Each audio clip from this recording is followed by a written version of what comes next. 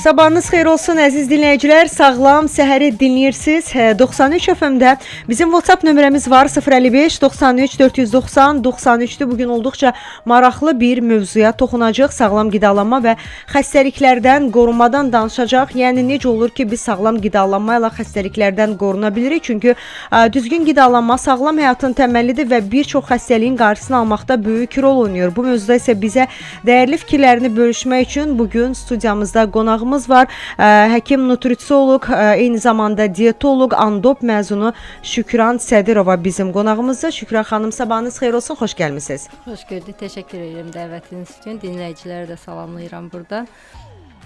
Biz təşəkkür edirik Şükran xanım. Artıq dinləyicilərimizə Şükran xanım elə sağlam səhərin efirlərindən də tanışdı. Siz də yaza bilərsiniz, fikirlərinizi bildirə bilərsiniz ki, sizin üçün sağlam qidalanma dedikdə qida menyunuzda nəyi nəzərdə tutursunuz və sağlam qidalanma menyunuza nələr daxildir? Əlavə suallarınız da varsa yazıb hər birini göndərə bilərsiniz. 2 saat ərzində Şükran xanım sizin suallarınıza cavablandıracaq. Şükran xanım, ümumiyyətlə sağlam qida nələrdən ibarətdir və bunların bədənə faydaları hansıdır? Əslində biz sağlam qida haqqında daima danışırıq, amma düşünürəm ki, hər dəfə yeni dinləyicilər qoşulur və bu mövzu nə qədər çox belə deyək danışılsa, nə qədər çox müzakirə olunsa, bir o qədər də çox içi biz qarışıq, mən qarışıq, hər kəs daha çox maariflənər. Ona görə də sağlam qida nələrdən ibarətdir? Bundan danışaq və onun bizim bədənimizə hansı faydaları var? Bəli, sağlam qida dedikdə orqanizmimizin ehtiyac duyduğu bütün qidaları balanslaşdırılmış şəkildə qəbulu nəzərdə saxlanılır. Balanslaşdırılmış qida nəyi nəzərdə saxlayırıq? Makro və mikronutriyentlər. Makronutriyentlər dedikdə bədənimizə enerji və böyümə, bölünmə proseslərinə təsir edən nutriyentləri deyirik. Bunlara yağlar, karbohidratlar və zülallara aiddir. Ya karbohidratlar dedikdə, yəni bəzən insanlar, bəzən dinləyicilər çaşqın olur ki, karbohidrat bu undur, bu şəkərdir, karbohidratdır, bunu qəbul edirik. Biz onları nəzərdə saxlamırıq. Tam taxıllılar, paxlallılar, meyvə tərəvəzləri nəzərdə saxlayırıq ki, bunlar çox faydalıdırlar. Bunların tərkibində olan minerallar, vitaminlər orqanizmamızda bütün xəstəliklərdən biz əgər tam balanslaşdırılmış qidalanma ilə qidalansaq, biz inandırım sizə bir çox xroniki xəstəliklərin qarşısını almış olaraq. Amma bunu eləmirik. Məsələn, o karbohidratlardan gün ərzində rasionumuzda paxlalları, taxılları daxil eləsək, yəni bu ağ un məmulu, ağ unu çıxartsaq, şəkəri çıxartsaq, şəkərin yerinə meyvələrdən proporsiya olaraq istifadə etsək, İnandırım sizə həm mədə-bağırsaq sistemimizin tam sağlam işləməsi və bilirsiniz ki, mədə-bağırsaq sistemi tam işləyəndə ümumi sistemin 70%-ni təşkil edir bağırsağımızın mikroflorası. Güclənməsinə təsir edən bir faktordur. Yəni bizim ümumi sistemimiz möhkəm olar, mədə-bağırsaq sistemimiz yaxşı olar, yüksək lif mənbəyinə görə. Yağlardan isə məsələn, yağ deyəndə bu bəzi insanlar semiçka yağıdır, qarğıdalı yağıdır, onlara üstünlük tutur. Biz onları nəzərdə saxlamırıq. Yağlar 2 cür olur. Doymuş yağlar və doymamış yağlar. Doymamış yağlar biz zeytun yağı, burada omega 3 ilə zəngin olan yağlar, siya toxumunun yağıdır, kətan toxumudur və çərəzlərdən aldığımız yağlardır ki, burada da omega 3 ilə zəngin olan yağlardır. Bir də doymamış yağlar var ki, bu heyvan mənşəli yağlardır. Onların proporsiya olaraq rasionumuzda biraz azaltmağa çalışırıq. İstifadəsi vacibdir. Amma proporsiya olaraq 3-ün 1-ə nisbətində istifadə eləməliyiz. Bəli. Daha çox bitkisel yağları üstünlük verməli. Protein olaraq da götürdükdə biz, yəni bu heyvan mənşəli və bitki mənşəli proteinlər ola bilər. Heyvan mənşəli bu ətdir, balıqdır, toyuqdur, bunlardan istifadə edə bilərik. Bitki mənşəli də süd və süd məhsullarından, tofudur, bu soyanın məhsullarından istifadə edərək gündəlik makronutriyentlərimizi təmin edə bilərik. İkinci tərəfdə mikronutriyentlər deyirik. Mikronutriyentlər isə bizim orqanizmamıza mineral və vitaminlərlə təmin edir. Bunlar enerji vermir, lakin bu enerjinin əmələ gəlməsində olan proseslərin kofaktorları, katalizatorları olur. Yəni burada bütün suda və yağda həll olan vitaminlər aid olunur və minerallar aid olur ki, bir çox maddələr mübadiləsinin iştirakında bu mikroelementlər çox vacibdir. Onların əksikliyi baxırıq ki, mübadilə pozulub da sadəcə hər hansı bir mikroelementin çatışmazlığından. Onu orqanizmə daxil etdikdə həmin bütün sistem tamamilə yenidən başlayır işləməyə. Bunun üçün hər kəs maariflənməlidir, bilməlidir ki, yəni balanslaşdırılmış qidalanma, mono diyetlərdən uzaq olmalıyıq. Balanslı qidalanmaya keçid eləməliyik və bununla da orqanizmamız tam sağlam, immun sistemimiz yüksək olur, mədə-bağırsaq sistemimiz yüksək olur, sinir sistemimizin tam sakit, tam rahat hətta əsəblərimizə belə təsir edir. Bəli, çox. Yuxu rejimimizə, hətta qidalardan aldığımız bütün maddələr yuxu sistemimizə təsir edir. Yaxşı yatmamıza, dərin yuxu fazalara keçid etməyə, bunların hamısına təsir edir. Bunun üçün də hər zaman vurğulayırıq ki, balanslı qidalanın. Mono diyetlərdən istifadə etməyin. Balanslı, bura lif olmalıdır, orqanizmamızda minerallar olmalıdır, vitaminlər olmalıdır, yağlar, proteinlər. Bəzən insanları görürsünüz ki, deyir ki, mən yağı rasionumdan çıxartmışam və yaxud da karbohidratı çıxartmışam. Niyə? Düzgün deyil. Olmalıdır. Amma balanslı şəkildə olmalıdır. Hal-hazırda biz bu standart olaraq diyet götürdükdə, qidalanma planı, diyet dedikdə insanlar biraz təşvişə düşür. Diyet dediniz, siz dediniz o mono soyutma toyuq əti, soyutma yumurta, yağsız qarabaşaq, yağsız düyü. İnsanların beynində həqiqətən çox istərdim ki, bu fikir yavaş-yavaş belə bu fikirdən təmizlənsin. Bəli, diyet yəni gündəlik qidalanma planımız nəzərdə saxlayırıq. Yəni burada biz tam yağında istifadə eləməliyik, proteinində istifadə eləməliyik, balanslı olmalıdır. Yəni diyet sözünü insanlar o panikaya düşür biraz qəbul eləyəndə, amma diyet yəni gündəlik bizim yediyimiz, içdiyimizin hamısı diyetə daxildir. Yəni bunları insanlar formalaşdırsa çox gözəl olar. Heç bir xəstəlik, inandırım ki, sizə bir çox xəstəliklərin qarşısı alına bilər. Yəni balanslaşdırılmış düzgün qidalanma ilə. Yaxşı oldu ki, siz o karbohidrat mövzusuna toxundunuz, çünki bəzən biz karbohidratı sadəcə elə bilirik ki, şəkərdir, bir də tam ağ o buğda unudur, əla növ buğda unudur daha doğrusu. Ona görə də artıq sosial mediada da görürük ki, tamamilə bir də gördünüz elə karbohidrata yox, nə bilim karbohidratsız həyat, amma burada deyəndə əslində yaxşı olardı ki, onu daha açmaq lazımdır. Çünki insanlar bilmir ki, bəzən o meyvənin və yaxud da nələrinsə tərkibində lazım olan karbohidratlar var. Karbohidrat dedikdə biz tam taxıllar nəzərdə saxlayırıq. Bura adi buğdanı, gedib marketdən alırsınız buğdanı. Bəli. Onu islağa qoya bilərsiniz 24 saat və ya 48 saat müddətində islağa qoyub, onu qaynadıb gündəlik rasionunuza daxil edə bilərsiniz. Onun cücərtməsi çox faydalıdır. Buğdanın cücərtməsi, mərcini qoyub islağa qoyub onu da istifadə edə bilərsiniz. Yulafdır. Məsələn, çox yulafın bəzi növləri var, bəzilərini çox işləm görmüş məhsullar, işləm görməmiş biz karbohidratı nəzərdə saxlayırıq ki, bunlar məsələn tam buğdadır, qarabaşaqdır. Bunlar işləm görməyən formalıdır. Məsələn, gedirik seçirik ki, yox, tam ağ olsun, düyü tam ağ olsun. Düyünün tam ağı deyil də, onun üzərində biraz rəngi olması. Liflə zəngin olan düyü qara düyüdür, qəhvəyi düyüdür. Yəni bunları seçib onun çox az bir hissəsi, bir porsiya dedikdə, yəni ovucumuzun içi nəzərdə saxladığımız qədər yeyə bilmirik. Çünki liflə o qədər zəngindir ki, 3-4 qaşıq götürüb yeyəndən sonra artıq tam doyum hissi verir insana. Yəni onun hətta doyumluq məsələsində də. Liflə qidalandıqda, ümumiyyətlə tam karbohidratla qidalandıqda, onun tərkibində olan liflər bizim qəbul etdikdən sonra çox qısa müddətdə bizə doyum hissi verir. Və insanlar diyetə oturanda, hər hansısa qida korreksiyasına oturanda, tərtib olunanda biz çalışırıq ki, lifləri artıraq ki, insan lif qəbul etdikdə daha tez doyur və artıq onda doyuma hissi yarandığına görə yeyə bilmir. Həzmi də çox yaxşı rahatlaşdırdığına görə, həzm prosesini sürətləndirdiyinə görə insanlar özlərini həm rahat hiss edir, ağırlıq hissi olmur və doymuş halda. Yəni bu biz məsələn adi ağ undan nəsə yeyiriksə, çox qısa bir zamanda acırıq. Amma tam taxıllı. Heç 2 saat keçmir üstündən. 2 saat keçmir.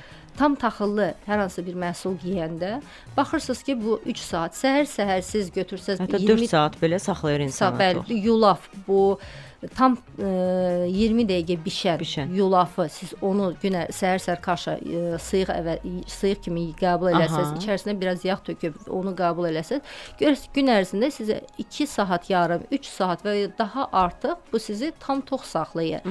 Ona görə ki, onun tərkibində lif var. Amma işləm görmüş o bəzi marketlərdə satılır, bəzi işləm görmüş bu taxıllı məhsullardan istifadə Bişintilər, edir. aha. Çox 2 dəqiqə, 1 dəqiqə hazır olan məhsul. Onu yeyirsiniz, bir yarım saat, 1 saatdan sonra görürsüz, Və çox dərhal qəribə açdı. gəlir ki, mən bu boyda, yəni məsələn, bulka yedim və yaxud da hansısa bir bişinti məhsulu yedim. Necə oldu ki, mən acdım? Yəni deməli bunun sirri burdadır ki, Liflər artıq çıxarılır, tam liflər çıxarılır. Çünki o liflər kəpək o formasında, lifləri kəpək məsələn taxıllarda biz onlar kəpək formasında olur. Onlar başqa bir sahə üzrə istifadə olunur. Amma onları məsələn qidalarımıza daxil eləsək, biz görəcəyik ki, bunlarla tək məsələn adi bir götürsək, şəkərli diabetdə, lifli qidalananda hər qram lif orqanizmimizdə 5-10 qram karbohidratı çıxardır. Yəni biz şəkər nə qədər yesək, yəni lifini də artıq etsək və həmin yediyimiz şəkəri lif orqanizmimizdən çıxardır və bu biz şəkərli diabetlərə diyet yazanda buna çox üstünlük veririk. Karbohidratla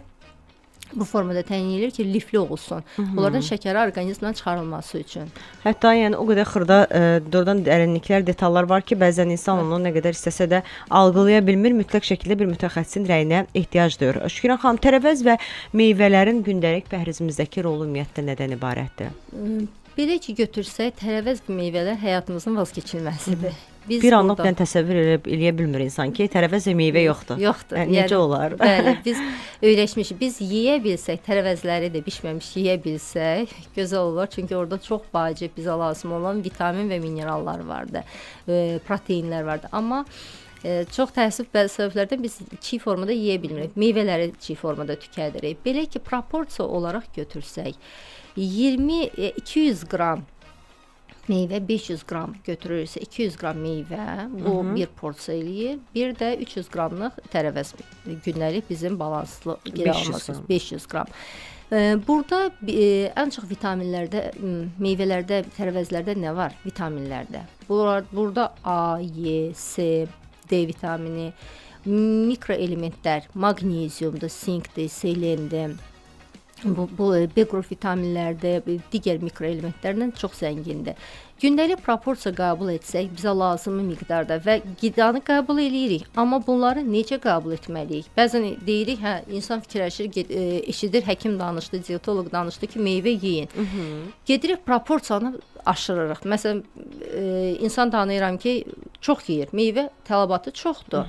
Bunun özünün də bir ziyanı var ki, qaraciyərdə piylənmə əmələ gətirir. Yəni meyvədir deyə onun hamısını götürüb bir oturuma 1 kiloqram, yarım kiloqram meyvə yemək olur. Bir porsiya dediyimizdə bir alma nəzərdə saxlayırıq. Bir porsiya dediyimizdə hər hansısa bir mövsümə uyğun bir meyvə nəzərdə saxlayırıq.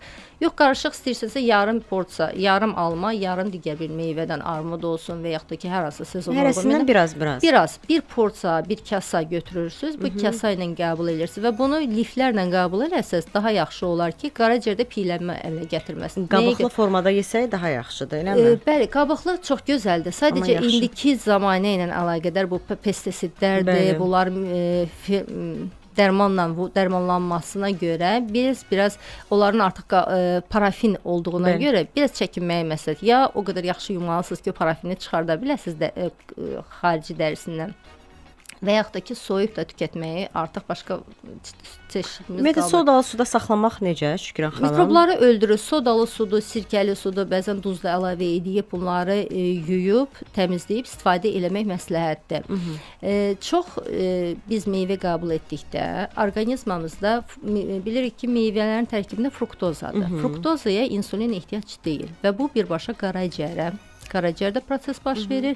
Yəni bunun parçalanması və ona görə qaraciyərdə çox miqdarda qəbul etdikdə qaraciyər artıq miqdarda qəbul olunan meyvəni pi formasına toplayır. Bu ya qaraciyərdə toplanır, ya da dəri altımıza formalaşır. Daha çox meyvədən olan piylənmə qaraciyərdə toplanır. Ona görə də biz vurğulayırıq ki, meyvə qəbul edirsinizsə mütləq yanında lif qəbul edin. Yəni bir badam, bir qoz və yaxud da ki pendir, hər hansısa bir çeşid qidalanma lifli bir nəsə qəbul eləyin ki, bu orqanizmdə artıq yediyimiz meyvənin xaric olmasına təsir etsin. Tərəvəzlər də həmçinin, yəni tərəvəzlərin özləri də yüksək liflə zəngin olduğu üçün qəbul etdiyimizdə, yəni bu 300 qram məncə bizim maraqlansaq, belə ümumi çevrəmizdə baxsaq 300 qramlıq tərəvəz qəbul edən insan yoxdur. Çox azdır. Yəqin ki. Biz daha çox karbohidrat deyəndə ən çox seçirik ağ un məmulatları, şəkərə üstünlük veririk. Amma bitkilərdən, bu tərəvəzlərdən, meyvələrdən aldığımızı nəzərdə saxlamırlar insanlar. Yəni o 300 qramlıq insanı yetərincə liflə təmin edə bilər.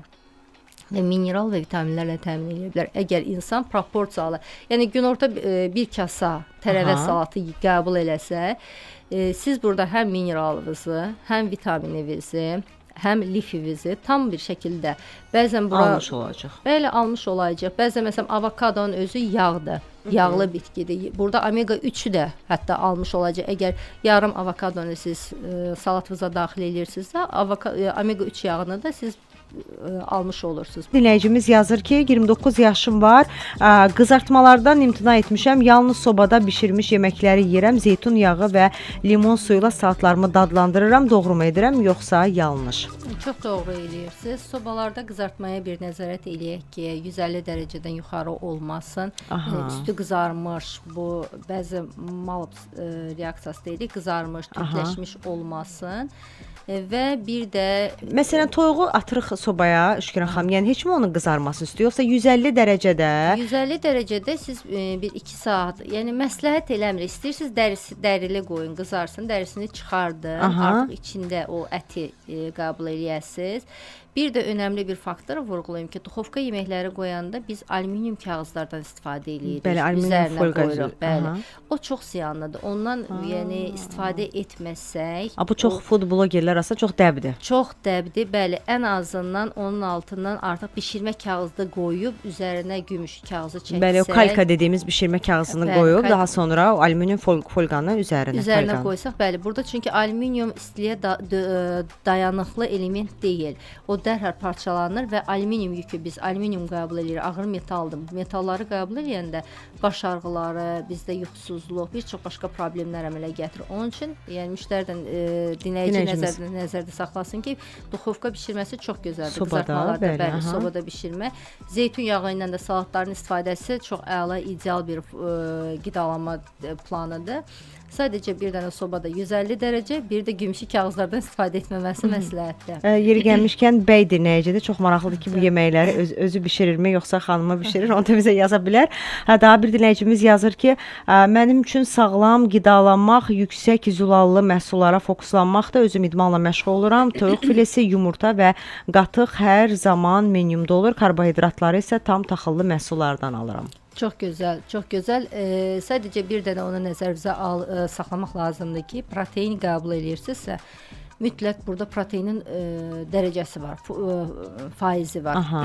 Yəni bəzən insanlar fikirləşir ki, mən idmançıyam, çox yüksək dərəcədə protein qəbul edə bilərəm. Proteinin orqanizmə azot qalıqları əmələ gəlir ki, bunun orqanizmə atılması var. Böyrəklərə yük düşür. Böyrəklərə, qaraciyərə yük düşür və onun üçün bir proporsiyada seçin, maksimum 25-30 faizə qədər biz protein qəbul edə bilərik və bundan artıq qəbul edəndə artıq böyrəklərimizə ciddi formada yük düşür. Yəni gündəlik 30%lik protein qəbulu biraz idmançılar olsa da biraz ağırdır. Yəni taxıllardan, paxlallardan qəbul edə bilər. Ət məhsullarından sırf söhbət gedir ki, ət məhsullarından biraz 15-20% və yaxud da maksimum 25%-ə qədər qaldıra bilərik. Burada bitki mənşəli proteini də qəbul eləsə daha məsləhət olar. Təşəkkür edirəm Şükran xanım. Qatıq haqqında danışdı və fermentləşdirilmiş bu qidalar var. Qatıq da, kefir də sağlamlığımıza faydaları nədən ibarətdir? Fermentləşdirilmiş məhsullar orqanizmimizdə böyük probiotik mənbəyidir. Qəbul etdikdə bizim bağırsaqlarımızda probiotiklər təmin eləyir. Belə ki, bunlar probiotiklərdə 70%-i immun sistemimizə təsir göstərir. Əgər bizim mikrofloramız, bağırsaq mikrofloramız tam formada işləyirsə, demək olar ki, bizim immunitetimizi 70%-i tam sağlam olacaq. Bunun üçün yəni tək qatıq kefir götürməyək. Aha, başqa nə götürək ferment? Turşular da nəzərdə saxlayaq ki, fermentləşdirilmiş məhsullardan turşular da istifadə edirik. Ən çox bu kələm turşusu o mənada. Kələm turşusudur. Digər turşulardan da istifadə edə bilərik. Kələm turşusu doğrudan da mı çox faydalıdır? Biz ən çox digər turşular haqqında o fikirləri açığı çox eşitməmişəm. Amma kələm xüsusən də bu ağ kələmin köklə qarışığı biraz belə şirindir. Onun haqqında həqiqətən hər zaman deyirlər ki, çox xeyirlidir, çox tükətmək lazımdır. Çünki burada məsələn tərkibində sirkə olur, filan digər inqrediyentlər daxil edirik ki, hansı ki bunlar kələmin özü yüksək lifli qidadır. Aha. O baxımdan fermentləşdirilmiş formada bunu qəbul edəndə burada həm pre və həm probiotiklər əmələ gəlir. Yəni bağırsağımızın bir mikroflorası, bir də o mikrofloraya veriləcək qida olur. Yəni bunun üçün biz probiotikləri qidalandırmaq üçün turşulardan, ondan sonra kefirdir, qatıqdan istifadə edəndə həzm sistemimiz yaxşılaşır. Gündəlik stol tələbatımız formalaşır. Köpün çox qarşısı alınır bəzən. Bəzi insanlar olur ki, qəbul edəndə 1-2-3 gün biraz narahatçılığı olur. Amma sonra qısa müddətdən sonra o tamam keçir. Çünki bağırsaqlarda mikroflora düzgün deyildi, yəni bunları qəbul edəndə ilk öncə bir adaptasiya prosesi keçir. Artıq ondan sonra bu adaptasiya prosesinə öyrəşir. Bağırsaqlar da bunu qəbul edir. Tam formalaşandan sonra çox rahatlıqla bu fermentləşdirilmiş məhsulları davam elətdirə bilərlər. Sezon olaraq payız-qış sezonunda turşulara bol istifadə edilir. Yəni tərəvəzləri qəbul edirik. Amma burada fermentləşdirilmiş məhsulları sırf ümumi sistemə görə də çox istifadə eləsək, çox deyək proporsiya. Çox dedikdə bəzən insanlar daha artıq, daha çox böyük porsiya, yox, proporsiya. Bir balon turşu yeməkdən danışmırıq biz bir dəfə təbii ki. Gün ərzində yeməyin yanında biraz da olmaz. Bir porsiya dedikdə, yəni ovcumuzun içi qədər gündəlik tükədilməsi çox faydalıdır. Sağlam qidalanan bir insan tükətə bilər. Bəli, əlbəttə sağlam qidalanan insan əgər məsələn hər hansısa bir paxlalı və yaxud da ki götürürük tam taxıllı bir məhsulla qidalanırsa, onun yanında artıq fermentləşdirilmiş məhsullardan da rahatlıqla istifadə edə bilər. Və yaxud da ki qatıqdır, kefirdir götürürüksə, bunun içərisinə biz toxumlardan əlavə eləyib smuzilər eləyə bilərik. Meyvə də əlavə eləyib bunların həm vitamin, həm mineral, həm lif hamısı bir formada, kokteyl formasında qəbul edə bilərik. Bunun özü bir ara öğün kimi. Məsələn, səhər-səhər qidalandınız, bu qidalanmadan sonra ara öğün kimi 2 saat, 3 saat gözlədikdən sonra ara öğün kimi və yaxud da günorta qidalandınız, axşam öğünü arasında bir öğün kimi siz məsələn bir stakan kefiri və 50 qram kefiri götürüb, qatığı götürüb, ora 1-2 qaşıq siyah toxumu tökə bilərsiniz, kətan toxumu tökə bilərsiniz, biraz gözlədirsiniz ki, onlar yumşalsın, şişsin. Sonra gündəlik bir porsiya və yaxud da meyvə, çərəz, bir porsiya sizə verilən qidanı əlavə eləyib, smuzi formasına salıb, həm tutumludur, 2 saat, 3 saat insanları tox saxlayır. Həm də liflə, vitamin, minerallarla vurğuladığım kimi zəngindir. O baxımdan bu formada da tükədib həm bağırsaqlarımızın mikroflorasını yaxşılaşdıra bilərik, həm də orqanizmimizi tam formada nutriyentlərlə təmin edə bilərik. Kefiri nəyinsə tərkibinə qatıb, məsələn, onu bişirmək, hansısa bir poğaçanın yox, belə tükətməyə daha biraz hər dəfə çalışıram, kefir alıram müxtəlif firmalardan, amma çətinlik çəkirəm kefiri də oradan da belə tükətməkdə, ona görə kefir olması, yəni vacib deyil ki, məsələn, gündəlik diyetimizə sevmədiyiniz məhsulları daxil etmək vacib deyil. Yox, diyet üçün deyil də həmişə belə görürəm insanlar sevərək. Mən həmişə cəhd edirəm ki, bəlkə mən də sevərəm, bəlkə mən də yəni ki bir sınayım da, yəni yeni dadlara açığam. Qatıq çox sevən bir insan, amma kefiri görürəm ki, mənlik deyil. Yəni hər cürə formada sınamışam, belə tükətə bilmirəm, ancaq nəyəsə tərkibində gərək olsun. Onu qatıq məsələn kefir deyil, qatıqla da eyni formada smuzi eləyib içə bilərsiniz. Şükran xanım, işlənmiş qidaların sağlamlığımıza zərərləri nələrdir və işlənmiş qidalar deyəndə bəzi insanda bu çaşqınlıq yarada bilər ki, görəsən nə deməkdir işlənmiş qida? Bəli, işlənmiş qidalar dedikdə biz bu ət və ət məhsullarını nəzərdə saxlayırıq. Yəni bura kolbasalardır, bura sosislərdir, bunlara aid eləyir. Bunlar orqanizmamıza çox böyük mənfi təsirləri var. Başlasaq ki, bunların kalorisi çox yüksək olur. Nə qədər istəsək də aşağı kalorajda götürsək, yenə də kaloriləri yüksək olur. İkinci, burada gizli nitratlar var, duzlar var. Bizim gündəlik tələbatımızda məsələn 5 qrama qədər verilirsə və yaxud da ki 2,5 qram arasında götürürüksə, burada ondan çoxdur. Sonra tərkibində şəkər, hər zaman işlənmiş qidaların tərkibində şəkərlər olur. Və bu da bizim gizli şəkər almamıza səbəb olan bir prosesdir. Dördüncü sırada gəldikdə isə bunların tərkibində vitaminlər azdır. Bəzi insanlar fikirləşir ki, hə, mən sosisika, kolbasa yeyirəm, protein tələbatımı buradan ödəyirəm. Xeyr. Burada o qədər işləm keçir ki, artıq burada proteinin ümumiyyətlə demək olar ki, çox zəiflədilmiş vitaminlər demək olar ki, sıfırın altında bir formaya gəlib çıxır. Sonraki 5-ci bir ingredient içərilərində burada konservatlardır, rəngləndirici və konservantlardır. Bunlar da orqanizmamıza çox böyük mənfi təsirləri var. Başlayaq nə təsirlər eləyir? Kökəlmə verir, yüksək kaloriyaya görə insanlarda obezdə, yəni baxsaz çevrəvizə çoxlu sosiska, kolbasa tükədən insanları bunlar kökləyə meyilli olurlar, tez acırlar. Nə qədər də yesələr də fikirləşirlər ki, mən gündəlik protein tələbatımı buradan qəbul edirəm. İstər-istəməz kökəlmə verir bunlar. Yüksək kaloriyaya görə, şəkərə, duza görə kökəlmə verir. Duz baxımından gəldikdə isə biz arterial hipertoniyası olan insanlarda duzun tükətimini kəsirik minimala, yəni 1.5-ə, bəzən də ondan aşağı salırıq. Amma insan əgər həftədə 2 dəfə, 3 dəfə işlənmiş qida qəbul edirsə, istər-istəməz gizli bir formada duz qəbulunu artırır. Və bununla yanaşı şəkərli diabetlərdə götürsə, şəkərli diabet əgər işlənmiş ət məhsulları qəbul edirsə, işlənmiş qida qəbul edirsə, burada da şəkəri gizli formada qəbul eləyir, konservantları qəbul eləyir.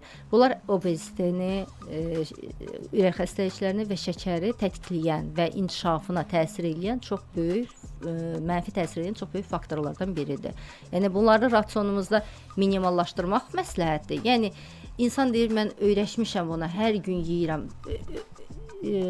Vaz keçə bilməyəcəyim bir məhsulda həftədə bir dəfə, 15 gündən bir. Ümumiyyətlə 6 yaşa qədər uşaqlara da qadağandır, qəbul olması qəti qadağandır. Amma çox təəssüf hissi ilə vurğulayıram ki, bizim ölkədə bu çox populyardır. Yəni valideynlər, başa düşürəm, işləyən valideynlər də var, çatdırmayan valideynlər də var. Yəni uşaqlara bir sosiska, hot dog filan eləyir ki, uşaqlar qidalansın. Uzaq dursalar məsləhət olar. Uşaqlarda həm obeziteni, yəni uşaqlıqdan başlayan obezitenin, kökəlmənin və yaxud da ki, bunlar o qədər işləm görür ki, bağırsaqlardan tam sorulmur. Yəni o baxımdan da uzaq dursalar, uşaqlara ümumiyyətlə verməsələr daha məsləhətdir. Uşaq istəyir, vaz keçə bilmir, onda həftədə 1 və yaxud da ki 15 gündən bir 6 yaşından yuxarı uşaqlara verilə bilər. Amma yenə də məhdudiyyətlə. Məhdudiyyətlə təfdiri bir dəfə düşünürəm çoxdur. Məncə də yəni çoxdur, amma gündə 3 dəfə yeyən ailələr də insanlar da var. Mənim tanıdığım insanlar da var, böyük insanlar. Yəni görürdüm ki, ümumiyyətlə başqa yerlərdə çalışanda hər gün gətirirlər bu işlənmiş qidaları. Və hər gün eyni qidanı yeməkdən insan doğrudan da bezə bilər. Söhbət elə işlənmiş qidadan gedirsə, amma çox rahat, yəni xoşbəxt, məmnun görünürdülər, yəni. Efirimiz davam edir dostlar. Siz də suallarınızı yazıb göndərə bilərsiniz. Bizim WhatsApp nömrəmizə Şükran xanım, vitamin C bizim immun sistemimizə necə təsir göstərir? Vitamin C dedikdə, yəni immun sistemi dedikdə hər zaman birinci ağlımıza gələn C vitamini olur. Bəli, həmişə onu düşünürük ki, C vitamini içsəm immun sistemim güclənəcəm. Xəstələnən kimi birinci limona əl atırıq, portağala, mandalina əl atırıq ki, dostum gəl, sən mənə lazımsan. Ümumi sistemi bir çox yönlərlə təsir edir. Belə ki, orqanizmamızda ümumi sistemin əsasını təşkil edən T limfositlərlə makrofaqlardır. Yəni bu orqanizmə düşən virusları T limfositlərlə makrofaqlar öldürür. Onların fəaliyyətini artırır C vitamini. C vitamini yüksək antioksidantdır. Orqanizmdə xəstəlik zamanı bu əmələ gələn sərbəst radikallar var ki, onları neytrallaşdırır. Və bu neytrallaşdırmanın özü immun sistemimizi yüksəldir. Bunların hamısı C vitamini, makrofaqların artımını, T limfositlərin artımı, antioksidantların artımı orqanizmamızda təsiri ümumi tək immun sistemi deyil də bağırsaqlarda mikrofloranı düzəltdiyi üçün, bağırsaqların mikroflorasını yaxşılaşdırdığı üçün immun sistemi birbaşa təsiri, bağırsaqlardan gələn prosesində immun sistemi təsiri vardır. C vitamini antioksidantlı bir çox C vitamini maddələr mübadiləsinin kofaktorudur. Onların sürətini, onların artımına, onların daha sürətli getməsinə təsir eləyir. Bu baxımdan da immun sistemimizə çox yaxşı təsiri vardır. Yəni gündəlik proporsiya olaraq C vitamini hal-hazırda payız qış fəslinə keçidimizlə əlaqədar nə qədər bol qəbul edə bilsələr, məsləhət eləyərik. Bu çaylar formasında, qidalarında qəbul eləsələr məsləhət olunar. Hansı bitki çayları ümumiyyətlə bizim immunitetimizi bəs gücləndirə bilər ki, onları biz belə deyək, gündəlik rasionumuza əlavə edək də? Bir çox çaylar, maşallah təbiətimiz o qədər zəngindir ki, çay baxımından çox zənginik. Burada başlasaq çoban yastığından, zəncəfil çayından, götürsək itburnu çayı C vitamini ilə çox zəngindir. Az öncə vurğuladıq immunitetə təsiri. C vitamini ilə itburnu da zəngindir. Zəncəfilin özündə gingerol maddəsi var ki, hansı ki sırf immun sistemi gücləndirir, aktivləşdirir. Sonra götürsək Aronia bitkisi var, yüksək C vitamini ilə zəngindir. Bizim ölkədə bu yeni formalaşan, gələn bir bitkidir. Amma çox faydalı, onun dəmləmələri, çay formasında içmələri çox faydalıdır. C vitamini ilə, antioksidantla çox zəngindir. Digər çaylardan bu Məkkə gülü deyirik. Bəli, o satışlarda onu görmək olur artıqla. C vitamini ilə zəngindir, yüksək antioksidantdır. Bizim immun sistemimizin zəifləməsinə bir vitamin çatışmazlığı, bir də antioksidantların çatışmazlığı nəticəsində immun sistemimiz zəifləyir. Sərbəst radikallar artır, onlar immunitetimiz zəifləyir. Bunları qəbul edə bilərik. Ondan sonra götürsək, bir çox yaşıl çayın özü yüksək polifenollarla zəngindir. Yəni buna flavonoidlər deyirik. Onlarda da antioksidant olduğu üçün həm immun sistemi stimullaşdırır və T limfositlərlə makrofaqların işini yaxşılaşdırır. Digər çaylardan götürsək, bu cökə çayı deyirik. İhlamur çayı türk dilində olanda cökə çayı da çox faydalıdır immun sistemin gücləndirilməsində. Bu çaylardan istifadə eləsək, kekotunun özü immun sistemin gücləndirilməsinə və qan damar sistemi stimulyasiyasına təsir edən çaylardan. Bunları qarışıq formada çox məsləhət eləmərik. Ayrı-ayrı formada bu bitki çaylarından istifadə eləməyə məsləhət görürük. Şükran xanım, bu yediyimiz qidalarla, içdiyimiz bitki çayları ilə yanaşı, həm də ki, yuxu rejimimiz gərək bizim qaydasında olsun ki, bizim immunitetimiz də güclü olsun.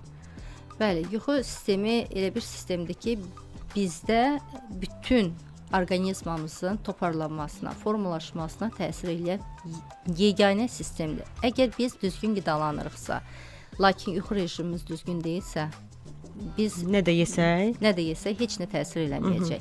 Onun üçün yuxu rejimi çox vacibdir. Yuxu rejimi yaş qrupuna görə fərqli-fərqlidir. Uşaqlarda daha çoxdur. Bu 14-15 saata qədər çəkə bilir. Yeniyetməlik dövründə gəldikdə isə bu 10-12 saata qədər qalxa bilir. Yəni yeniyetmələr biz baxırıq ki, daha az yatır. Onlar yaddaşın zəifləməsinə gətirib çıxardır. Yetkin insanlarda isə bunu götürürlər 7-9 saat. Bu cinsə görə biraz dəyişim olduğu üçün, bəli, 7-9 saat götürürlər. Ortalama 8 saat insan üçün yuxu rejimi olmalıdır. Yuxu rejimi dedikdə, yəni insanlar fikirləşir ki, mən gecə saat 2-də yatdım, səhər saat 10-da durdum, bu mənim 8 saatlıq yuxumu təmin elədi. Aldım yuxumu. Xeyr, elə deyil. Axşam müəyyən bir saatlar var ki, saat 10-dan sonra artıq orqanizmamız tam sakitləşmə dönəminə keçir və burada bizim orqanizmamızın bərpa prosesi baş verir.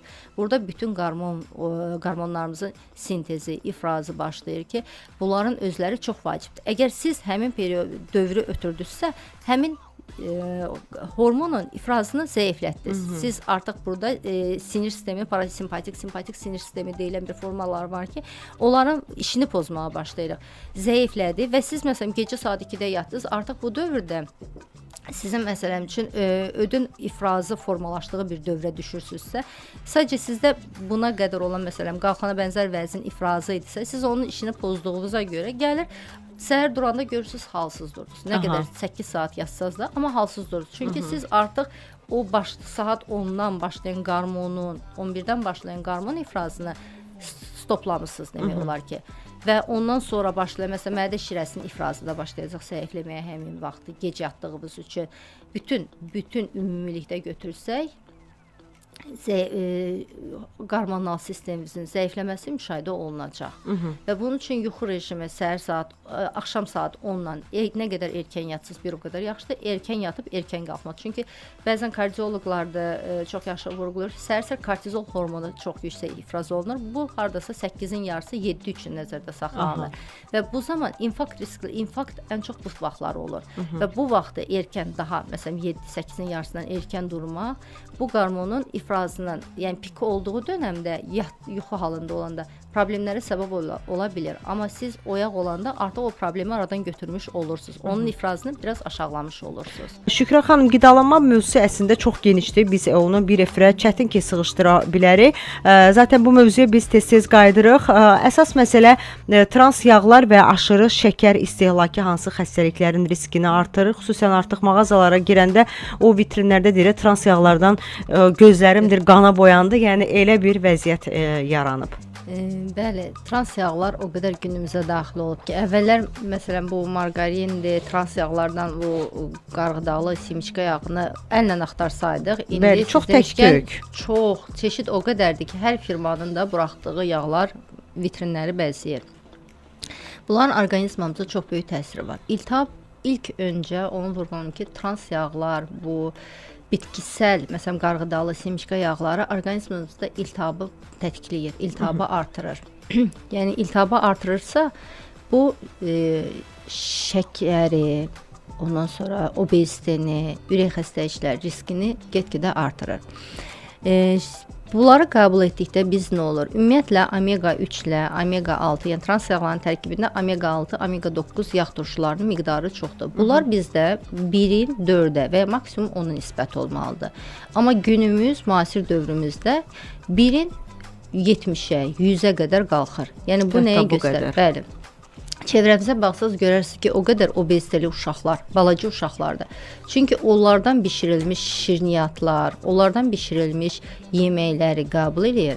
Yəni gündəlik proporsiyanı pozurlar və bunun özü kökəlməyə gətirir, çıxardır. Kökəlmə nədir?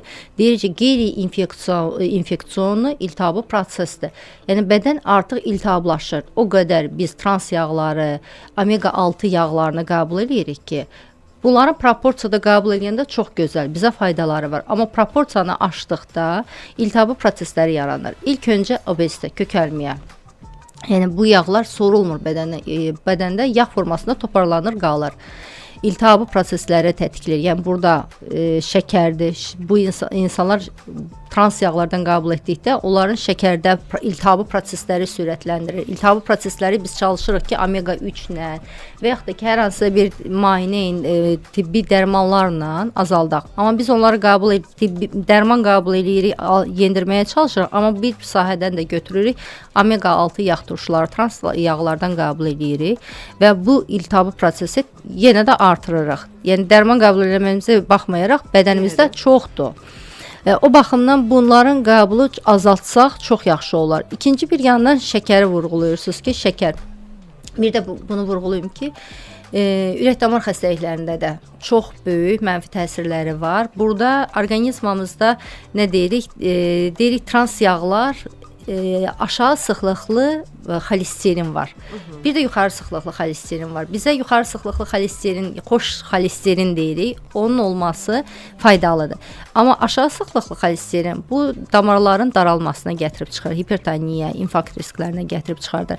Bu yağlar isə onların riskini aşağı sıxlıqlı pis xolesterin dediyimiz xolesterini artırır və bu da hipertoniyadır, ürək xəstəlikləri riskini əmələ gəlməsinə təsir eləyir. Şəkərin qəbulu, yəni həmçinin bu yüksək miqdarda həm kalori alırıq bundan, həm də bu orqanizmamızda pi formasında toparlanır və bu pi həm obezdir, biz bir şəkərdən aldığımız pi, bir də bu xolesterinin təsirindən, yağların təsirindən aldıqlarımızı toparlasa, orqanizmamıza biz əlimizlə o qədər ziyan vururuq ki, yəni bu şəkərlərin, şəkər qəbulu diabetə, Hansı ki biz bunu az öncə verilişin əvvəlində vurğuladıq ki, tam taxıllarla əvəz eləyə bilərik. Artıq şəkərlər vitrində olan şəkərlərdən yox, suni şəkərlərdən yox, təbii formada karbohidratımızı təbii formada alsaq, şəkər xəstəliklərin əvvəllər o idi ki, şəkər irsi keçən bir prosesdir, genetik bir prosesdir. Amma indi hal-hazırda alimlər araşdırmalar onu göstərir ki, şəkər irsi proses cəmi 1-2% və yaxud da maksimum 10%-a qədəri genetik faktor olaraq residiv formada, bəli, residiv formada irsi keçə bilər. Qalanı isə həyat tərzidir. Əgər sənin həyat tərzində genində yoxsa da, amma həyat tərzin, o yuxu rejimi vurğuladıq, yuxu rejiminə, bu götürdüyümüz işlənmiş qidalar, trans yağların və ya aşırı şəkərin tükədilməsi birbaşa şəkərin, obezitenin, ürək xəstəliklərinin əmələ gəlməsinə birbaşa təsir edən faktorlardan biridir. Yəni biri deməyim, birincisidir. Bəli. Bunların azaldılması orqanizmamızda həm şəkərə, həm obezitəyə, yəni diyetaya başlayanda insan ilk öncə kəsdiyimiz şeylər yağlar olur. Bu trans yağların rasiondan çıxarılması, bu işləm görmüş şəkərin, yəni suni şəkərin diyetamızdan, gündəlik rasionumuzdan çıxarılması ilə diyetaya başlayanda biz çox gözəl nəticə görürük. Və ona görə də çalışmaq lazımdır ki, orqanizmimizdən ümumiyyətlə tamamilə azaldaq. Tamamilə, ümumiyyətlə, yəni bunların biz məsələn götürüb bir omega 6 yağ turşusu almaq istəyiriksə, bir ovuc semiçka çıtlaya bilərik. Duzsuz formada semiçka çıtlayıb bunu biz ala bilərik. Balqabaq tumu çıtlaya bilərik. Və yaxud da ki, məsələn, qarğıdalının özünü yeyə bilərik və bu bizə bəs olar. Amma biz omega 6 yağ turşularını biz alaq. Omega 6 ya 9 yağ turşusunu alaq. Amma biz burada götürüb məsələn semiçka yağı ilə şirniyyat bişirsə və yaxud da semiçka yağı ilə hər hansı yemək bişirib qəbul eləyəndə orada yüksək dozda alır. Biz tək yeməklə almırıq axı. Məsələn, gedirik mağazada hər hansı gənnadı məhsulu alırıq. Bəli, hamısının tərkibi o yağlardan ibarətdir. Bəli, trans yağlardan təşkil olunur. Yəni gündəlik ona görə xırda-xırda gizli formada o qədər qəbul edirik ki, bunların o proporsiya pozulduğu üçün obezitedir, şəkərdir, ürək xəstəlikləri. Bəzən insanlar deyir, əvvəl bunlar yox idi. Bəli, əvvəl yox idi, çünki əvvəl hər şey proporsiya ilə qəbul edir. İndi maşallah bolluq dövründə yaşayırıq. Bəli. Və insanlar fikirləşir ki, hər gördüyümü almalıyam, hər gördüyümü yeyə bilməliyəm, dadmalıyam və dadanda da nəticə bu olur. Yəni bu olur. Kökəlmə, hədsiz dərəcədə kökəlmələr, obezite, şəkərli diabet cavanlaşır, ürək xəstəlikləri cavanlaşır və bunların qarşısını almaq üçün də sadəcə qidalanmamıza düzgün nəzarət eləmək lazımdır. Rasionumuzda fikir vermək lazımdır ki, bəzən olur insanlar deyir ki, bu faydalıdır, bu yaxşıdır. Bəli, yaxşıdır. Proporsiyada qəbul eləyəndə omega 6 yaxşıdır. Biz demirik pisdir, tamam kəsək. Amma hər gün də siz dediniz o qarğıdalı və yaxud da günə baxan yağında bişirib yemək-yeməkdə söhbət getmir. Bəli, 1/4-ə nisbəti. Yəni məsələn bir qaşıq, bir ovuc, yəni proporsiya olaraq bir ovuc, bir xörək qaşığı siz semiçka tumu yedinizsə, bu sizə kifayət eləyir. Amma məsələn bununla yanaşı siz 3 dənə bulki, semiçka yağında bulki, pirajki yediniz, üstə gəl yeməyinizi də semiçka yağı ilə yedirsə, o gün ərzində artıq nə qədər yüklənmədir. Qidalanmadan danışdıq, yuxu rejimindən danışdıq və həyat tərzimizdən danışdıq və bu həyat tərzinin içində stress də var ki, hansı ki bizim immunitet sistemimizə təsir edir. Bəli, stress günümüzün ən böyük, tək ümumi sistemimizə yox, bütün orqanlarımıza təsir edən bir faktordur. Və birinci faktorlardan biridir.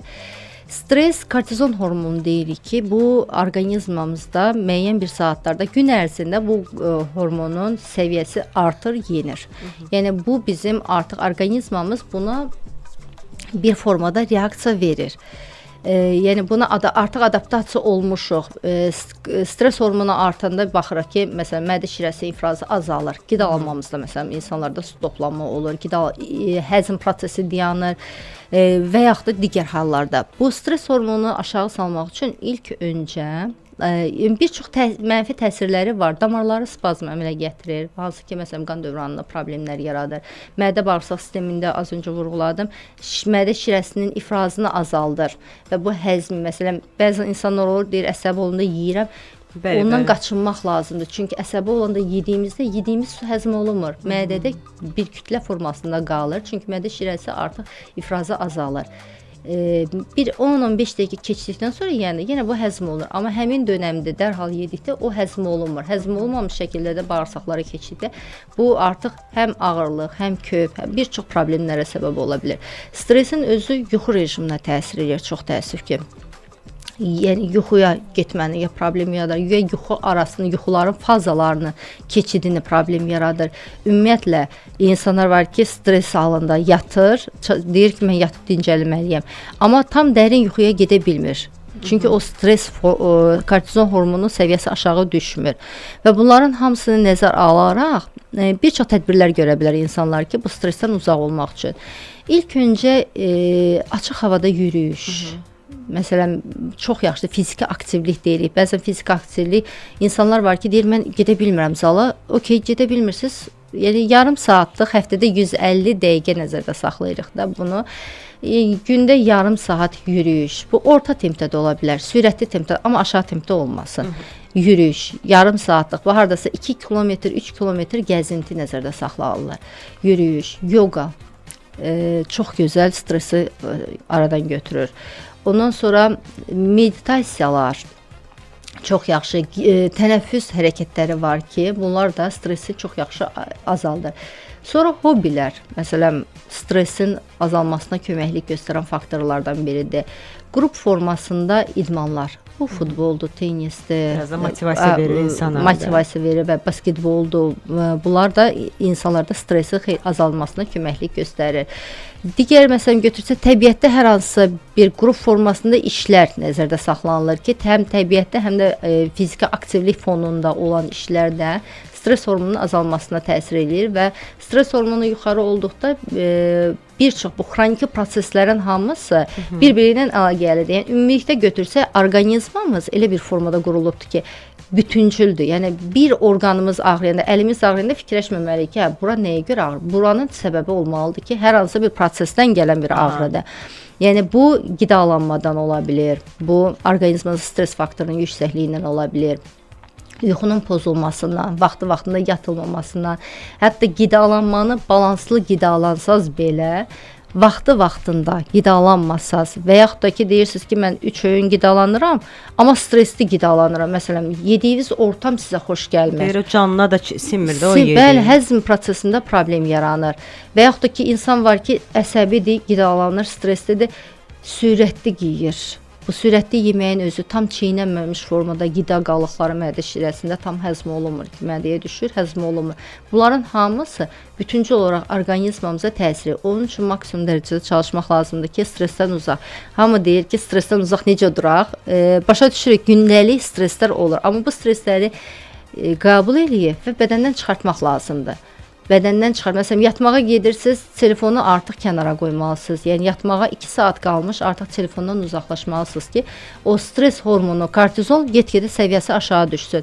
Və yaxud da ki, kompüterdə işləyirsiniz bütün günü, evə gəldiniz, 2 saat yatmağa qalmış, artıq kompüterdən istifadə etməyin ki, kortizol hormonu biraz səviyyəsi aşağı düşsün. Siz həm yuxuya rahat gedə biləsiniz, həm də yuxunun keyfiyyətini artıra biləsiniz. Bütün bunları da nəzərə almaq lazımdır ki, immunitet sistemi, yəni immunitet sistemi sadəcə o dediyimiz vitamin qəbul elədi. Xeyr. Nə bilim, onu yedim, hamısı bir yerdə bir kompleksdir. Kompleksdir, bəli. Bunların hamısı stresin, bu yaxşı yatmırsınızsa, ümumiyyətlə elmi araşdırmalar göstərir ki, əgər insan yaxşı yatmırsa, o ümmun sistemi, həmin insanların ümmun sistemi zəif olur. Onlar xəstəliyə digərlərindən daha çox meyilli olur. Bəli, 1-2% olaraq daha tez tutulur.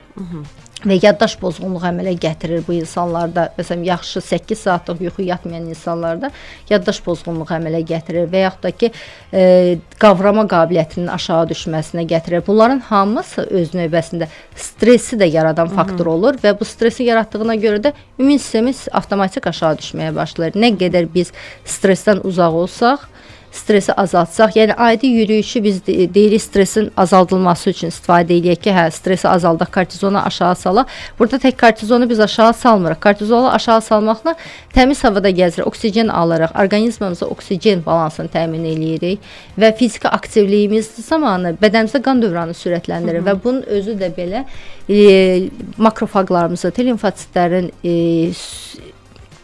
orqanizmin fəaliyyətini yüksəldir. Bunun üçün maksimum dərəcədə çalışaq, kortizol hormonumuzu, stresi aşağı salaq. Bəli. Təşəkkür edirəm Şükran xanım. Dinləyicilərimiz yazır, 2486 nömrəli dinləyicimiz yazır ki, 2 saatda bir yemək yemək nə dərəcədə düzdür və bunun sağlam qidalanma hesab etmək olarmı? Bəli, baxır bu 2 saatda siz nə qəbul edirsiniz. Əgər faydalı qidalar qəbul edirsinizsə, 2 saat biraz çox qısa. Əslində çox qısa. Təsəvvür edin, hər 2 saatda bir 8-də yeyir, bu insan 10-da yeyir, 12-də, 2-də bir də fasilə yoxdur. Fasilə yoxdur, bəli. Bunun həzm prosesi var. İnsan var xəstəlik fonlarında, məsələn, o fonlarda qaydanı pozmur deyir. Hə, o fonlarda bəli, biz 2 saatdan bir qidalanma deyirik. Burada da kiçik porsiyalarda deyirik, amma siz əgər sağlam insansınızsa, minimum 2 saat yarım, 3 saat fasilə versəz və əsas qida ilə o biri əsas qida arasında ara öğün kimi xırda bir atışdırmalıq eləsəz, faydalı atışdırmalıq eləsəz məsləhətdir. Amma 2 saat məncə daha tez. Əslində ən ideal yemək üçün vaxt aralıqları, saatı demirəm, indi kimisi məsələn bir günorta yeməyini 2-də yer, kimisi 1-də yer və yaxud da səhər yeməyini. Amma saat məsafəsi yeməklər arasında nə qədər olsa 4 saat idealdırmı, yoxsa daha da çox olsun? Biz necə götürürük? Məsələn, pasient gələndə və yaxud da ki, ümumi belə götürüləndə, məsələn, saat 8-9 arası, 8 ilə başlayırsınızsa, saat 11-də ara öğün yeyə bilərsiniz. Yəni şərt deyil də 8-də səhər yeməyini, bir də 1-də bu insan günorta yeməyini yesin, 6 saatdan, yəni 5 saatdan müddətinə ac qalsın. Yox, o vacib deyil ki, siz o qədər uzun müddətdə özünüzə aclıq verəsiniz. Yəni bunu bölə bilərsiniz, bu aclığı və o uzun müddətdə aclıq verəndə artıq yemək görəndə siz nə gördük yemək istəyirsiniz. Saxlaya bilmir insan özünü. Daha çox onda yüngül qidaları, yəni yüngül karbohidratlı, bu şəkərə meyliliyimiz çəkir və dərhal nəsə atışdırım ki, mədəm biraz dolsun. Bu formada qidalanmaya keçir. Onun üçün ara öğün keyfiyyətli, vitaminlə, mineralla, proteinlə, zülalla, yağla zəngin olan qidalar seçirik. Yəni səhər saat 8-9 yediniz, 11-12 nəsə atışdırmalarınızı meyvə də ola bilər, çərəz də ola bilər. Meyvə ola bilər, çərəz ola bilər, smuzilər ola bilər ki, vurğuladıq. Məsələn, qatıqla smuzi eləyə bilərsiniz, kefirlə smuzi eləyə bilərsiniz. Əgər süd tolerantlığınız yoxdursa, südlə smuzi eləyə bilərsiniz. Sadə su ilə smuzi, məsələn, tərəvəzləri qatıb, çərəzləri qatıb eləyib içə bilərsiniz. Məsələn, tam taxıllı bir nəsə poğaça ondan hazırlanmış yeyə bilərmi bir ədəd məsələn? Bəli, onu çay məsələn içirsə, çayı ilə tam taxıllarda məsələn yulaf unundan hazırlanmış bir kurabiyə, peçenya və yaxud da ki, nəsə keks hazırlayıbsa, bura istifadə eləyə bilərik. Saat 2-3 arası bu əgər günorta nahar yeməyi yedirsə, axşam saat məsələn 8-ə qədər bu aralıqda məsələn 4-5 arası və yaxud da 5-6 arası hər hansısa bir meyvə porsiyası, yenə o ara öğündə verdiyimiz hər hansı bir porsiyanı qəbul eləyə bilər. Bir də axşam yeməyi. Axşam yeməyini hər zaman çalışsınlar ki, insanlar yatmağa 3 saat qalmış kəsməlidir. Yəni tam acda gedəndə o bizə stres verir. İnsanın gözünə yuxu gəlmir və gedir soyuducunu açır və belə artıq hər gün bu vərdiş halına gəlir. Bəli. Ona görə vurğulayırıq ki, tam ac formada hiss edirsiniz ki, siz tam açsız, heç vaxt yuxuya getməyəsiniz. Çünki mədə şirəsinin ifrazı artıbdır və yuxu prosesini pozur. Onun üçün 3 saat yetərlidir. Siz artıq qidalanmanızı yediniz, ondan sonra 3 saat, 2 saat yarım 3 saat sonra gedib rahat uyuya bilərsiniz. Məsələn, 11-də yatan bir insan ən gecə 8-də yeyib bitirsə, söhbəti bağlasa çox yaxşı olar. Yəni bura daxildir ki, yəni bundan sonra bir çay için, xurma ilə, bir konfet yeyin. Hamısı bitsin 8-də. Hamısı bitsin, bəli. Daha bir dinləyicimiz yazır ki, hamiləyəm və çox kilo almamağa çalışıram. Bilmək istəyirəm ki, hamiləlikdə sağlam qidalanma necə olmalıdır? Bu çox gözəl mövzudur, çox vacib mövzudur. Çünki bizdə elə bir formada qəbul edirik ki, hamiləsən, sən 2 canlısan, sən çox yeməlisən. Və burada da hədsiz dərəcədə qidalanma olur və uşaqlarda şəkər yüklü uşaqlar doğulur. Bunların böyük çəkiləri olur. Uşaqlar hədsiz dərəcədə karbohidrat falan qəbul elədiyinə görə uşaqlarda problemdir. Bəli. Onun üçün yəni bir dənə onu hamilələr nəzərə almalıdır ki, 6 ayına qədər 1.5% ümumi qidalanmadan artıq qidalanırlar. Yəni burada siz sadaladığımız bütün balanslı qidalarda karbohidrat, yağ və zülal balansınızı saxlamalısınız. Yəni burada artıq mən deyim ki, mən hamiləyəm, bu bulkini də yeyim, bunu da yeyim, yox. Birini öz yerimə, birini uşağın yerinə. Olmaz. Onda uşaqda artıq sizin qanınızda olan şəkər uşaqda insulin dirənci ilə dünyaya gələn uşaqlara səbəb ola bilər.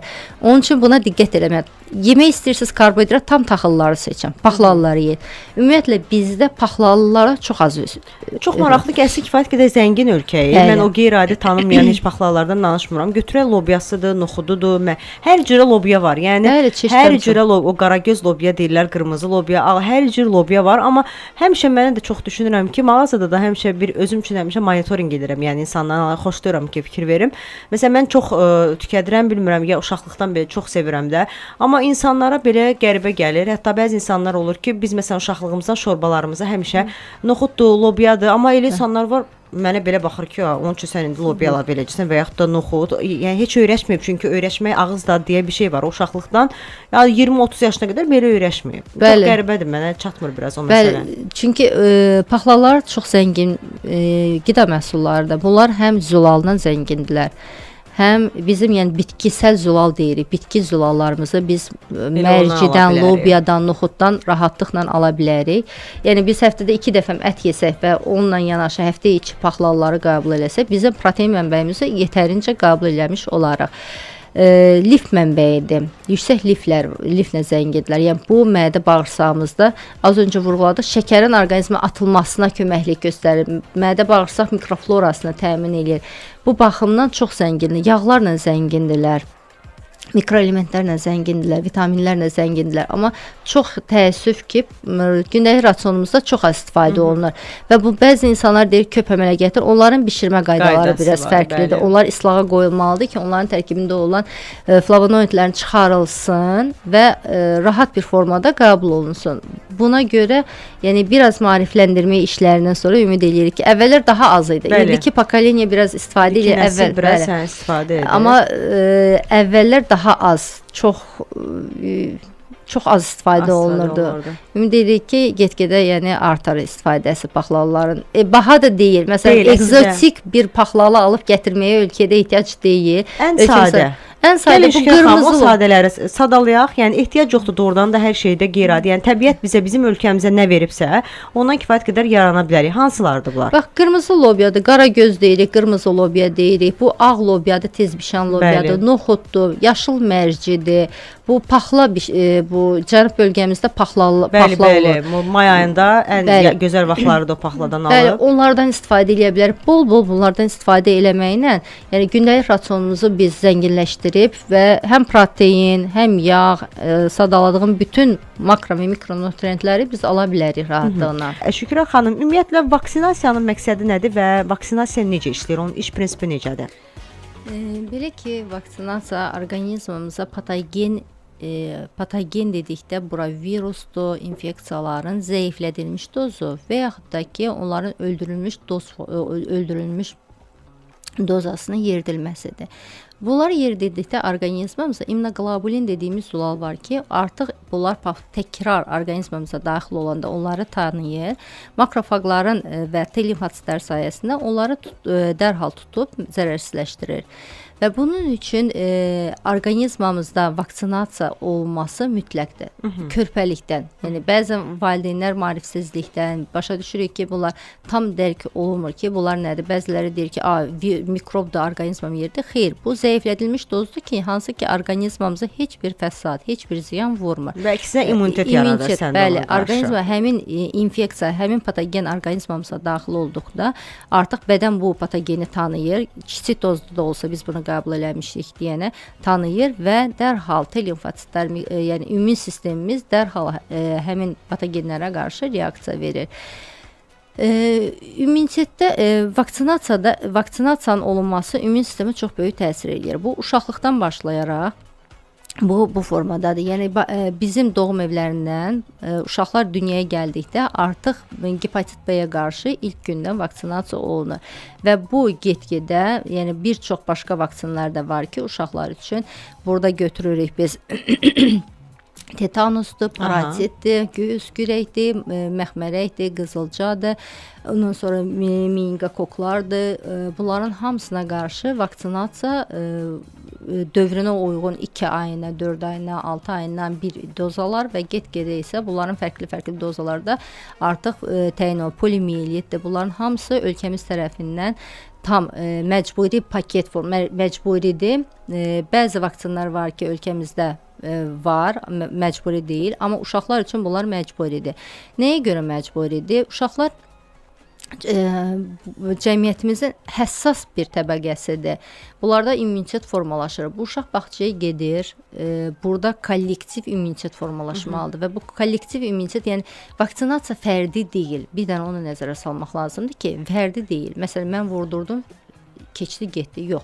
Bağçada siz vurdurmusunuz, başqa bir uşaq vurdurmayıbsa, onun bağçada xəstəliyə yoluxması və o xəstəliyin gedişatının ağırlaşması bu uşaqda, ikincili infeksiyanın qoşulması bu uşağa və yaxud da ki, bu müalicə periodunun o uşaq bu xəstəliyi yoluxdu, başqa bir insana yoluxdurma ehtimalını da artırır.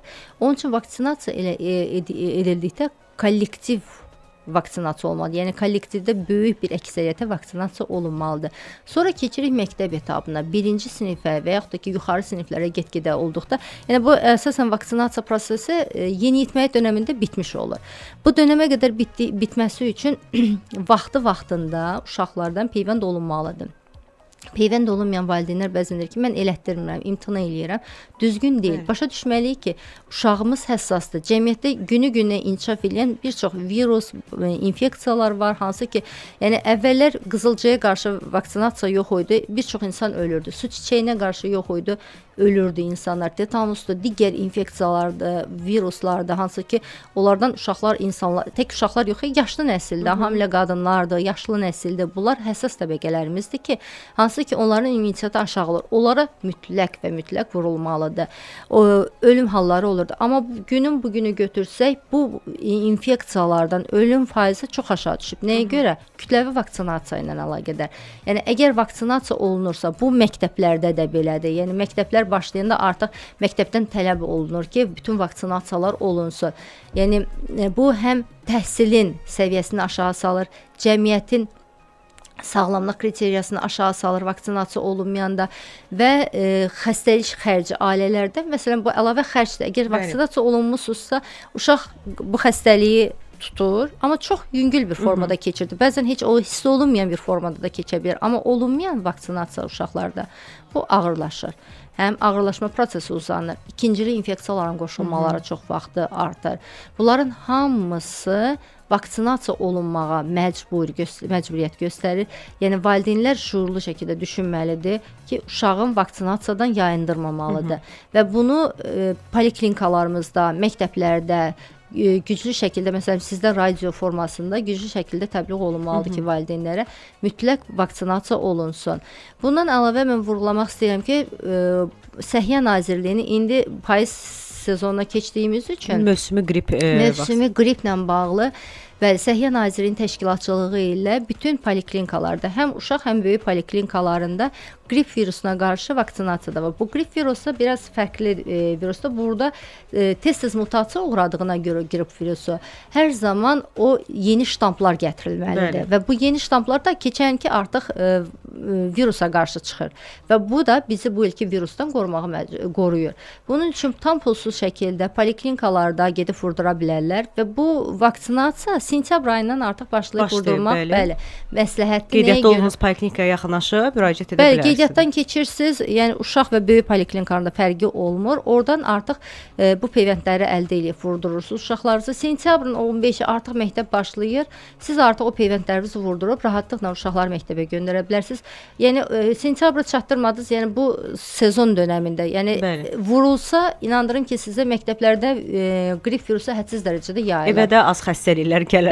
Bəli. Yəni bu tək evə gəlməklə bitmir. Evdəki valideynlər də yoluxur və onların da iş fəaliyyəti artıq aşağı düşür. Zəncivari şəkildə bir-birinə bağlıdır bu proses. Bəli, ona görə çox yaxşı olar ki, artıq sentyabrın 15-i məktəb açılana qədər bu qrip virusuna qarşı peyvəndi də valideynlər poliklinikalarında və yaxud özlərimiz də belə bu peyvəndi vurdurub artıq yeni sezona, payız-qış sezonuna başlasaq çox gözəl olar.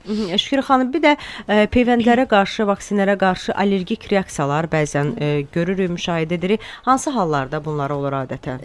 Bəli, ola bilir. Yəni insanlar deyə bilməz ki, yox, mümkün deyil. Bəli, olur.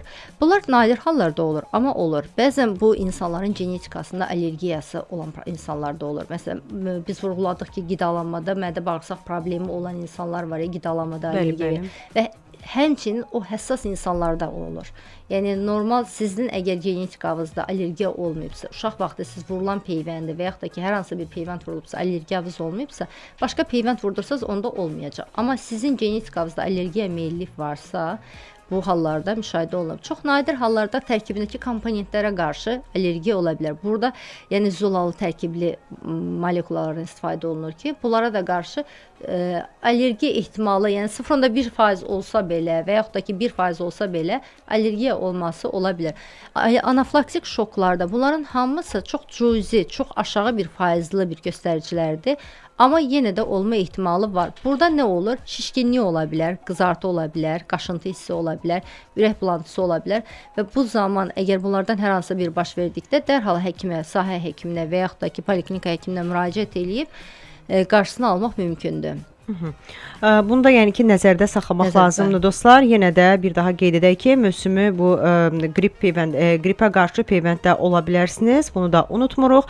Efirimiz isə davam edir. 05593 490 93 bizim WhatsApp nömrəmizdir. Siz də yaza bilərsiniz, suallarınızı ünvanlaya bilərsiniz. Biz bayaq sağlam qidalanmaqdan danışırdıq. Dinləyicimizin biri məhz onunla bağlı bir bizə sual yazıb, fikirlərini bildirib. Gündəlik olaraq deyir, badam südü, chia toxumu və yulaf sıyığı yeməyə çalışıram. Şirniyyat yerinə isə tünd şokolad seçirəm. Burada o tünd şokolad diqqətimi daha çox cəlb edir. İstəyirəm bu məsələyə aydınlıq gətirək ki, bu tünd şokolad bizim hamımızda artıq belə assosiasiya olunur ki, şəkərsizdir, çayımı rahat içə bilərəm. Bir də gördünüz bir oturuma o bir plitka şokoladı yeyən insanlar olur. Yox, elə deyil. Bu yaxınlarda bir xarici iki professorun danışığına qulaq asırdım. Çox gözəl vurğulayırdılar ki, biz qara tünd şokolad dedikdə orqanizmamıza çox təsir. Çünki tərkibində yüksək miqdarda antioksidant var. Bunun qəbulu yaxşıdır. Yəni müəyyən bir porsiyada qəbul olması yaxşıdır. Mənim özüm də şokolad sevənəm və onun üçün bilirəm ki, insan şokoladı başladısa bitirə bilmir. Amma gərək o bir dişləm, iki dişləmdən yekunlaşdırsın gərək. Yəni proporsiya olaraq kiçik bir porsiyada, yəni onu sadə bir formada, çayla yox, sadə bir formada da qəbul eləyib, yəni şokoladı tükədə bilərik. Əsas etiketlərə fikir vermək lazımdır. Bizdə ən böyük problem, yəni cəmiyyət olaraq, insanlar olaraq nəyi görürük? Biz vitrin görünüşünə hər şeyi alırıq. Yəni rənglidir, gözəldir, elegantlı görsənir. Bir də qiyməti bahadırsa, bunun daha yaxşıdır. Amma heç kimi o məhsulu biraz fırladıb 180 dərəcə. Bəli, etiketi oxumuruq. Etiketdə fikir vermək lazımdır ki, bu həqiqətən də kofe dənələrindən, kakao dənələrindən təbii formada hazırlanıb ya yox. Əsas bizim üçün maraqlı olan budur. Əgər kakao dənələrindən hazırlanıb və burada palm yağları yoxdursa, burada kokos yağı ola bilər, zeytun yağı da əlavə oluna bilər və digər yağlar hansı ki, məsələn, ən çox kokos yağı daxil olunur. Çünki kokos yağı bilirik ki, istiliyə dözümlü bitki yağıdır. Bunlar daxil olunubsa, rahatlıqla tükədə bilərsiniz. Proporsiya daxilində. Yox, əgər burada soya yağıdır, burada ümumiyyətlə kakaonun heç bir əsər əlaməti yoxdursa, sadəcə burada konservantlardan daxil olunubsa, onu tükətməməyə məsləhət görürük. Və bu halda siz adi bir özünüz evdə kofe ilə nəsə hazırlayıb içməyiniz, südlə hazırlayıb içməyiniz ondan daha faydalı olar. Bəli. O şirin istəyini. Kokos yağından danışdınız Şükran xanım. Ümumiyyətlə kokos yağı xeyirli bir yağdırmı və onu daha çox yəqin şirniyyatlarda istifadə edirik. Çox xeyirli yağdır. Kokos yağının tərkibində o qısa zəncirli doymamış yağ turşularına aid olunur. Bunu biz həm qızartmalarda istifadə edirik. Məsələn, bəzi kokos yağları var ki, qızartmalarda rahatlıqla istifadə edilir. Tam hiss olunmurmu? İyi hiss olunur, bəli. Kokos sevməyən bir insan olaraq soruşuram. Onu iyi hiss olunur. Məsələn, mən alıram, uşaqları səhər-səhər sıyıqlarına daxil edirəm. Çox dadlı olur, çox gözəl olur. Uşaqlar qəbul edir, yeyirlər. Soyuq sıxımı kaşaları, məsələn, biraz soyuq formada daxil edirəm. İstifadə edirəm. Məsələn, şirniyyatlarda istifadə edə bilərsiniz. Bir də məsələn onlardan alınan bəzi başqa molekulalar var ki, MCT yağlar deyirik, orta zəncirli molekulalardır ki, onlar tam yağsızdır. Aha. Bu amma kokosun tərkibidir. Kokosdan alınandır. Burada yağdır, kokos yağından iyi tamamilə uzaqlaşdırılır. Bunlar bəzi xəstəliklərdə göstərişdir. Bu epileptiklərdə və Alzheimer xəstəliklərinin diyetalarında tətbiq olunan maddələrdir.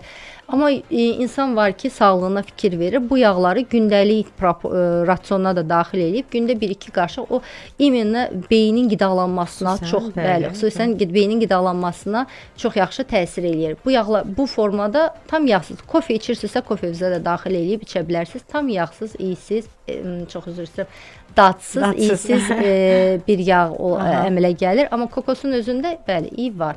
Onu həm qızartmalarda dedim istifadə edə bilərsiniz. Diqqət olunmalıdır ki, soyuq sıxım olmasın. Soyuq sıxımdırsa onu istifadə edə bilməzsiniz. Soyuq sıxım ancaq biz salatda və soyuq şəkildə də qəbul edə bilərsiniz.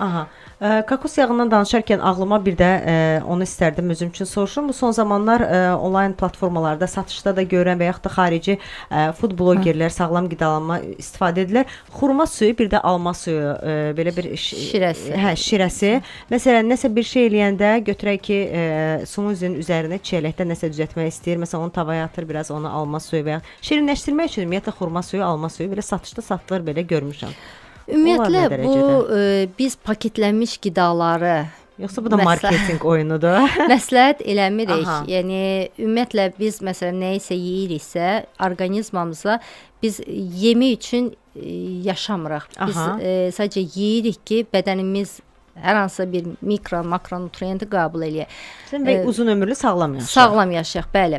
Sadəcə məsələn o konservantların o şirənin, suyun tərkibində o qədər konservat qatılır ki, faydasız olur. Yəni siz əgər onu bilmirəm də tam mən bilmədim o nə cür formadadır. Onu məsələn xurmanın özünü siz suya qoyub ev şəklində məsələn blenderdan keçirdib yenə də həmin suyu məncə ala bilərsiniz. Bəli, almanı məsələn biraz su ilə blenderdan keçirdib püre formasına gətirib həmin suyu bəlkə də ala bilərsiniz. Amma o paketlənmiş mağazada olan qidaların tərkibində o qədər konservant vurulur ki, faydasından çox ziyanını görürsünüz. Onun üçün biz tövsiyə etmirik. Təşəkkür edirəm Şükran xanım. Çünki hər zaman qarşıma çıxır və məndə də belə bir sual yaranır. Görəsən alım-almayım, alım-almayım. O səbətə atıram məhsulu. Hər dəfə səbətə atıram, qalır səbətdə, risk edib almamışam. Nəhayət ki, belə deyək, o fikrimə də, sualıma da aydınlıq gəldi. Buna görə də bir daha sizə təşəkkür edirəm Şükran xanım. Şükran xanım, yüksək qan təzyiqi olan insanlara hansı pəhrizi məsləhət görmək olarmı? Ümumiyyətlə dünya standartında DASH deyə bir diyetdir, DASH diyeti deyək. Belə burada ümumiyyətlə tərəvəz qidalama, duzun miqdarı minimal salınan, tərəvəz yönümlü qidalamaya, burada protein də verilir, yağ da verilir, amma yağ bitki yağları nəzərdə saxlayırıq ki, az efirimiz boyu danışdığımız omega 3 yağlarına nəzərdə saxlayırıq. Bunlar verilir. Bunların tükədilməsi hipertoniyanı bir xeyli qarşısını alır. Amma burada doymuş yağlar rasiondan çıxarılır, duz rasiondan minimala, yəni biz 2,5 qram qəbul ediriksə, onu 1,5-ə qədər yendirə bilirik. Yendirmək məcburiyyətindəyik hipertoniyalı xəstələrdə, ürək xəstələrində. Digər məsələn, onların rasionlarda bol meyvə tərəvəzlərə üstünlük veririk. Omega 3 yağ turşularına üstünlük veririk. Bunlarda qidalanmalarında rasion olaraq proporsiyanı düzgün seçilməlidir.